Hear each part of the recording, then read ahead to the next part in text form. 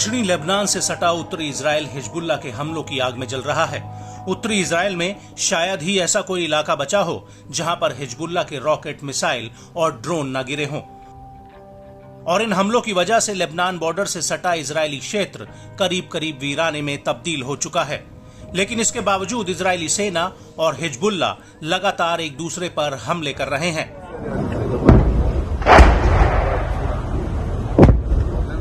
हालांकि आईडीएफ रक्षात्मक मोड में है, जबकि हिजबुल्लाह आक्रामक होकर हमले कर रहा है। हिजबुल्लाह के हमलों की वजह से इजरायली सेना को इस इलाके में बहुत बड़ा नुकसान हो रहा है। और अब इसी कड़ी में हिजबुल्लाह ने 6 अगस्त 2024 को उत्तरी इजराइल के ऊपर कई सिलसिलेवार हमले किए हैं, जिससे इजरायली सेना को जानमाल का सबसे ज्यादा नुकसान हुआ है।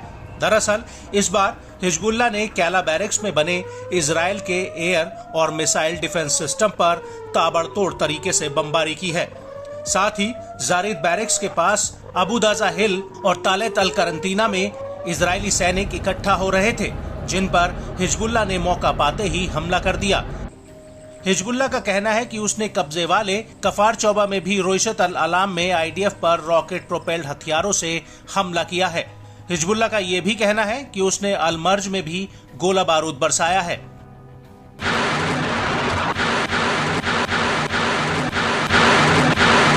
सबसे बड़ी बात यह है कि इन हमलों से पहले हिजबुल्लाह ने इजराइल की गोलन ब्रिगेड के हेडक्वार्टर्स पर एक बहुत बड़ा ड्रोन अटैक किया था। यह हमला शारगा बैरक्स की इजोक 621 यूनिट में बने गोलानी ब्रिगेड्स के हेडक्वार्टर पर हुआ था।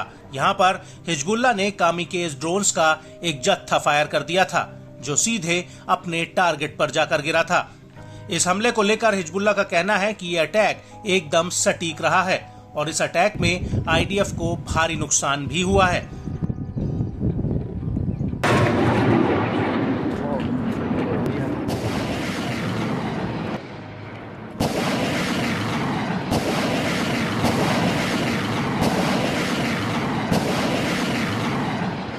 वहीं दूसरी तरफ इस हमले के अलावा रोइशत अल अलाम साइट पर हिजबुल्लाह ने इजराइल के बख्तरबंद वाहनों पर गाइडेड मिसाइलें भी दागी हैं। हिजबुल्लाह के मुताबिक ये मिसाइलें सीधे आईडीएफ के वाहनों पर जा गिरी, जिसमें चालक दल या तो मारा गया या फिर घायल हुआ है। हिजबुल्लाह ने इस हमले को लेकर एक बयान भी जारी किया है, जिसमें उसने कहा कि पहले तो उसने कब्जे वाले शीबा फार्म्स में आईडीएफ पर निगरानी रखी और जैसे ही इजरायली सेना की गाड़ियां हमले वाली जगह पर पहुंची तो उनके ऊपर अटैक कर दिया गया।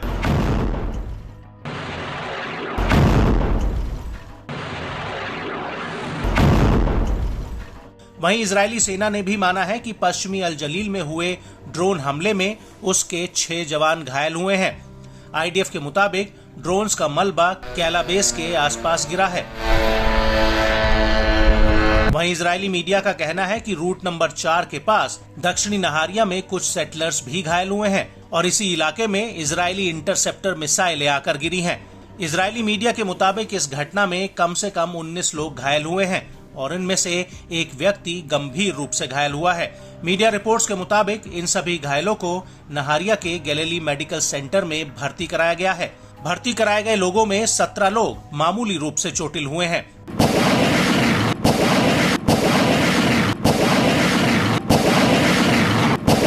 और बड़ी बात यह है कि अब आईडीएफ ने भी मान लिया है कि इजराइल की एक इंटरसेप्टर मिसाइल फेल होकर नीचे गिरी थी, जिससे यह इलाका प्रभावित हुआ है।